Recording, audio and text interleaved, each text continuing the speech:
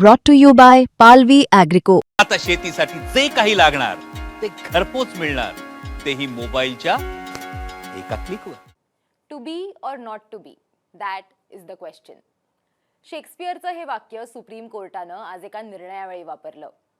असं खूप कमी वेळा घडलं असेल की एखाद्या सुनावणीचा निर्णय देताना न्यायमूर्तींच्या डोळ्यातच आपल्याला अश्रू बघायला मिळाले. सुप्रीम कोर्टानं आज एक ऐतिहासिक निकाल दिलाय. चंदीगडमध्ये शिक्षण घेत असताना 2013 मध्ये हरीश राणा हे त्यांच्या हॉस्टेलच्या 4थ्या मजल्यावरून खाली पडले होते. या अपघातात डोक्याला गंभीर दुखापत झाली आणि ते तेव्हापासूनच कोमात आहेत. त्यांना 100% अपंगत्व आलं असून अंथरुणातच खिळून राहिल्यानं त्यांच्या शरीरावरती जखमा झाल्या आहेत. एम्सच्या मेडिकल रिपोर्टनुसार त्यांच्या प्रकृतीत सुधारणा होण्याची कोणतीही शक्यता नाहीये. सर्वोच्च न्यायालयानं पॅसिव्ह युथनेशियासाठी म्हणजेच इच्छा मरणासाठी त्यांना परवानगी दिली आहे. देशात हे पहिल्यांदाच घडलंय. अरुणा शानबाग प्रकरणात आपण हे ऐकलं होतं, पण कोर्टानं त्यांनाही इच्छामरण दिलं नव्हतं. पण इच्छामरण देण्यासाठी कायदेशीर पद्धत काय असेल हे त्यांनी त्या केसमध्ये प्रस्थापित केलं होतं. कोर्टानं अशी परवानगी का दिली, हरीश राणाच्या पालकांनी नक्की काय मागणी केली होती, हे सगळं प्रकरण नेमकं काय आहे तेच या व्हिडिओतनं समजून घेऊयात. नमस्कार, मी देवयानी आणि तुम्ही बघताय मुंबई तक. 2018 मध्ये सर्वोच्च न्यायालयानं पॅसिव्ह युथनेशियाला कायदेशीर मान्यता दिलेल्या निर्णयातील अनेक बाबी स्पष्ट करणारा हा निकाल आहे. न्यायमूर्ती जे.बी. पार्डीवाला आणि के.व्ही. विश्वनाथन यांच्या खंडपीठानं हा निर्णय दिलाय. आजचा हा निकाल ऐतिहासिक मानला जातोय कारण तो 2018 मध्ये सर्वोच्च न्यायालयानं दिलेल्या पॅसिव्ह युथनेशियाशी संबंधित मार्गदर्शक तत्वांना पुढे नेणार आहे. हरीश राणा यांच्या केसमध्ये जो निकाल दिलाय त्यात काय स्पष्ट होतं, तर ज्या वेळेला रुग्णाचं आयुष्य हे फीडिंग ट्यूब्सद्वारे दिल्या जाणाऱ्या अन्नावरती टिकून ठेवलेलं असतं, अशा परिस्थितीत पॅसिव्ह युथनेशिया कसा लागू करावा याबाबत स्पष्टता देणारा निकाल आहे. हरीश राणा प्रकरण हे विशेष ठरतं कारण वैद्यकीय तज्ज्ञांच्या मते हरीशची प्रकृती ही पूर्णपणे इररिव्हर्सिबल असल्याचं स्पष्ट झालं होतं. म्हणजेच हरीश हे कधीच बरे होणार नव्हते, पण त्यांचं आयुष्य हे वैद्यकीय ट्यूब्सद्वारे त्यांना जे अन्न दिलं जात होतं तशा पद्धतीनं ते सुरू होतं. अशा परिस्थितीत काय करायचं याबाबत 2018च्या गाईडलाईन्समध्ये स्पष्ट उल्लेख नव्हता. यामुळे आधीच्या निर्णयात दिलेली प्रक्रिया, जसं की व्हेंटिलेटर सारखे जे लाईफ सपोर्ट्स असतात, अशा गोष्टी काढणं हे राणा यांच्या प्रकरणात रुग्णालयाच्या पातळीवरती लागू करणं कठीण ठरत होतं आणि त्यामुळे पॅसिव्ह युथनेशिया देण्यात अडथळा निर्माण झाला होता. याच कारणामुळे हरीश राणाच्या पालकांना न्यायालयात धाव घ्यावी लागली.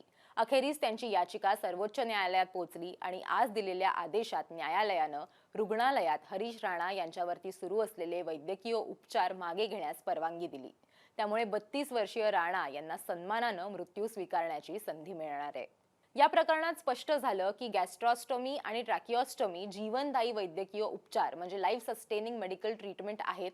रुग्ण व्हेंटिलेटरवर नसला तरीही ते मागे घेतले जाऊ शकतात.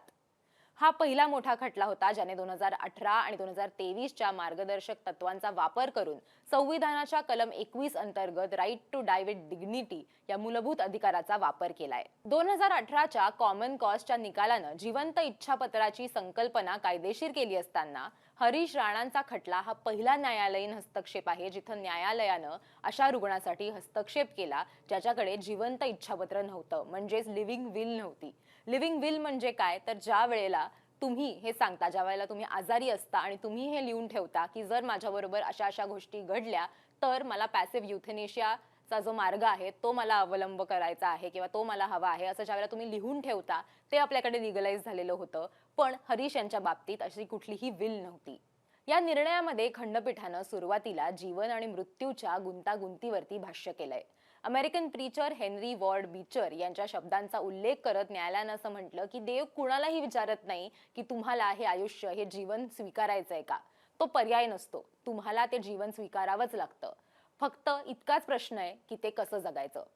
न्यायाधीशांनी शेक्सपियरच्या प्रसिद्ध to be or not to बीचा उल्लेख केला आणि असं नमूद केलं की एंड ऑफ लाईफ प्रकरणांमध्ये निर्णय देताना न्यायालयांना सुद्धा अनेकदा अशाच कठीण प्रश्नांना सामोरं जावं लागतं. निर्णय वाचताना न्यायमूर्ती म्हणाले की या प्रकरणामुळे आपण जगत असलेलं जीवन हे किती क्षणिक आणि नाजूक आहे हे लक्षात येतं. त्यांनी नमूद केलं की हरीश राणा यांना स्वतःचं दुःख व्यक्त करण्यासाठी त्यांना आवाज सुद्धा उरलेला नाहीये. आजचा आमचा निर्णय हा केवळ लॉजिकवर आधारित नाहीये.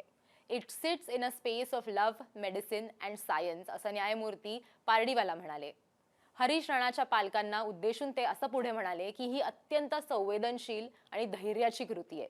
तुम्ही तुमच्या मुलाला सोडून देत नाही आहात, तर त्याला सन्मानानं निरोप घेण्याची परवानगी देताय. हे बोलताना न्यायमूर्ती पारडीवाला भावूक झाले आणि त्यांच्या डोळ्यात अश्रू आले. निर्णय देताना न्यायमूर्ती के.व्ही. विश्वनाथन यांनी सांगितलं की अशा प्रकरणांमध्ये सर्वात महत्त्वाचा सिद्धांत म्हणजे रुग्णाचं हित. रुग्णाच्या सर्वोत्तम हितालाच सर्वोच्च प्राधान्य दिलं गेलं पाहिजे, असं त्यांनी स्पष्ट केलं. जेव्हा रुग्ण स्वतः वैद्यकीय उपचाराबाबत निर्णय घेऊ शकत नाही, तेव्हा हा सिद्धांत अधिक महत्त्वाचा ठरतो, असं त्यांनी नमूद केलं.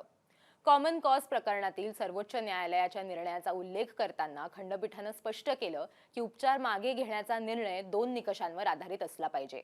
हस्तक्षेप हा वैद्यकीय उपचाराच्या स्वरूपाचा असावा, तो निर्णय रुग्णाच्या सर्वोत्तम हितासाठी असावा, रुग्णाच्या हिताचं मूल्यांकन करताना वैद्यकीय पुरावे आणि संबंधित परिस्थितीचा तथ्यांच्या आधारे विचार करणं हे आवश्यक आहे, असं सुद्धा ते यावेळेला म्हणाले.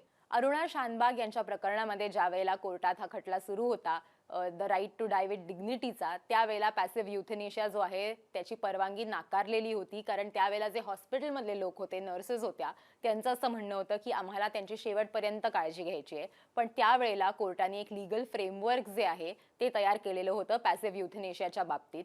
त्यानंतर आत्ता 2026 मध्ये पहिल्यांदा असं झालंय की कोर्टानं हस्तक्षेप केला, कोर्टानं हे पाऊल उचललं आणि कोर्टानं असं सुद्धा त्याच्यामध्ये नमूद केलेलं आहे की जगताना म्हणजे अशा पद्धतीनं जगून जो त्रास आहे तो हरीशला आणखीन त्रास होणार आहे, त्यापेक्षा he should have the right to die with dignity, आणि म्हणून हा निर्णय एका प्रकारे घेण्यात आलाय.